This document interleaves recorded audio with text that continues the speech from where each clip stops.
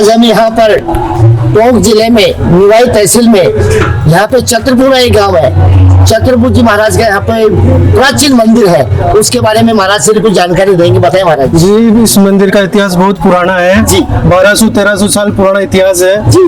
यहाँ पास में थोड़ी सी एक नदी है, सरस्वती नदी जी, वहाँ से इनका उद्गम हुआ है जी। वहाँ से इनको 2 बैलों में पुराने समय में जी बैलगाड़ी में लाके यहाँ पर इनको विराजमान किया जी जनाथ को जी महाराज। ये स्वरूप जमीन से निकली हुई मूर्ति है और यही इनका अधिकतम पुराना इतिहास है। आज हम यहाँ पर जयपुर से 65 किलोमीटर की दूरी पर टोंक जिले में एक छोटा सा गांव है आपके छतरपुरा, और यहाँ पर छतरपुर जी महाराज के यहाँ पर प्राचीन मंदिर है। मंदिर के बारे में हमारे सामने एक युवा गांव के सरपंच साहब हमारे साथ में हैं, तो मंदिर के बारे में कुछ जानकारी दे रहे हैं। देखिए, मैं सबसे पहले तो आप लोगों को बहुत बहुत धन्यवाद देता हूँ जी कि आप सनातन धर्म को लेकर यहाँ तक पहुँचे, इसके लिए आपका तहे दिल से धन्यवाद है जी। बाकी ये गांव छतरपुरा टोंक जिले के अंदर निवाई तहसील से 18 किलोमीटर की दूरी पे जी है, और इस मंदिर का इतिहास ये है कि ये लगभग 1000 साल पुराना मंदिर है जी, जिसमें ये भगवान विष्णु भगवान के अवतार माने जाते हैं जी, जिसकी मूर्ति अपने आप निकली थी, जिसको सभी गांव वासियों ने लाके यहाँ पर स्थापित किया। उसके बाद ये बहुत ही आस्था का केंद्र है। सभी आसपास के जितने भी गांव हैं ना केवल ये गांव बल्कि पूरे आसपास के जितने भी गांव हैं, लोग बाग आते हैं, और हर पूर्णिमा को भी यहाँ पर जागरण होता है और मेला टाइप का लगता है। हर पूर्णिमा को सब लोग बाग दर्शन करने के लिए आते हैं, और आज के दिन तो विशेष तौर पर यहाँ पे मेला लगता है जी, जिसमें सभी आसपास के गांव वाले आते हैं। और ऐसा भी मान्यता है कि छतरपुरा यहाँ से और एक सम्मेल में है रणछोड़ जी, डिग्गी कल्याण और जगदीश जी, इनकी यात्रा करने से ये कहा जाता है कि 4 धाम की यात्रा पूर्ण हो गई जी। तो मंदिर बड़ा ही आस्था का केंद्र है, और इसको हम सभी लोग जैसे आज के दिन कोई दुलंडी का त्योहार रहता है जी, लेकिन यहाँ दुलंडी का रिवाज नहीं है, शुरू से ही बंद है।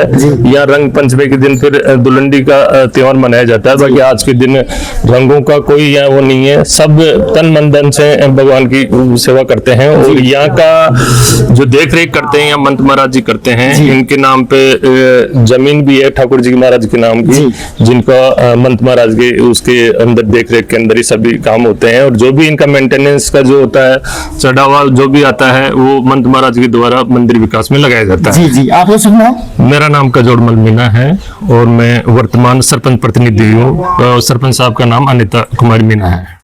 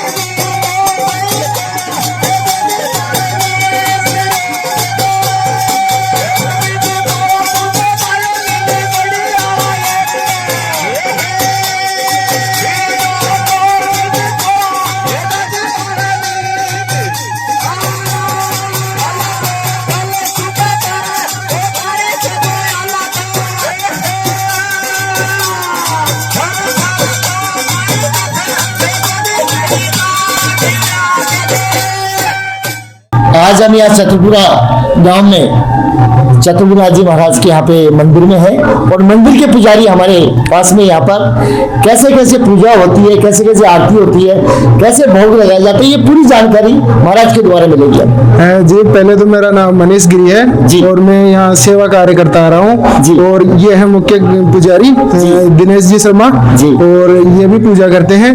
और पूजा का तो ऐसे है कि 5 टाइम आरती होती है यहाँ पे जी। सुबह 4 बजे पट खुल जाते हैं जी, 4 बजे जो जागरण का समागम हो जाता है, फिर उनका श्रृंगार हो जाता है और फिर 6 बजे श्रृंगार आरती होती है सुबह। फिर खीर या चावल जो भी होता है जो भोग लगता है 11 बजे 11 बजे भोग लग के 12 बजे पट बंद हो जाते हैं विश्राम के लिए। 12 से 3 क्या है पट बंद रहते हैं। फिर 3 बजे इनका अवकाश होता है, पट खुलते हैं और फिर 7 बजे आरती होती है और 9 बजे शयन आरती होती है।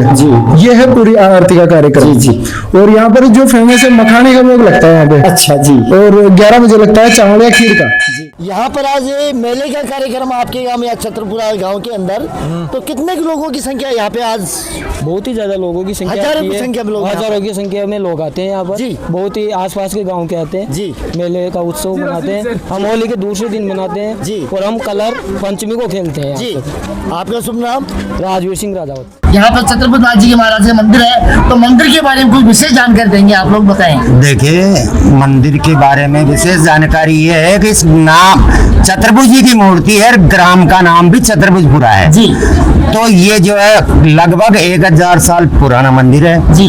और एकादश विष्णु है, साक्षात विष्णु भगवान है जी। ये मूर्ति किसी कारीगर के द्वारा बनाई गई मूर्ति नहीं है। ये कभी भी पिछले वर्षों में कभी भी प्रलय हुआ होगा, कुछ भी हुआ होगा जी।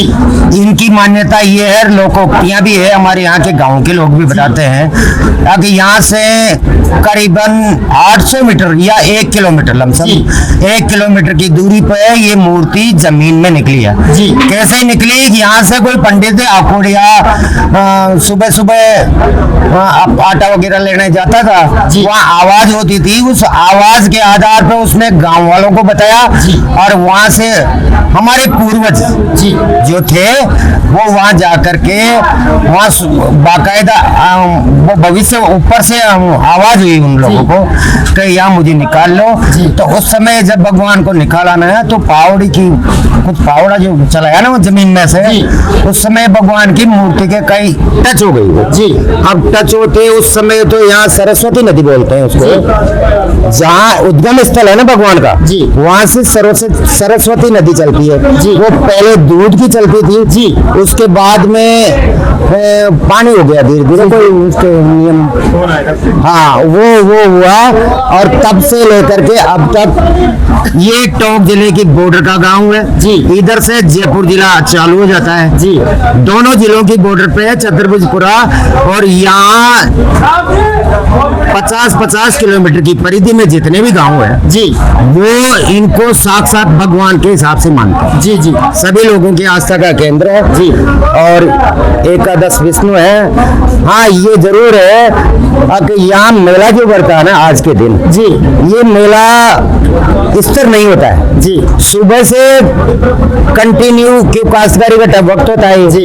इस समय सरसों की कटाई चलती रहती है, गेहूं कटते हैं जी। तो हजारों लोग आते हैं जाते हैं दर्शन करके निकल जाते हैं जी जी।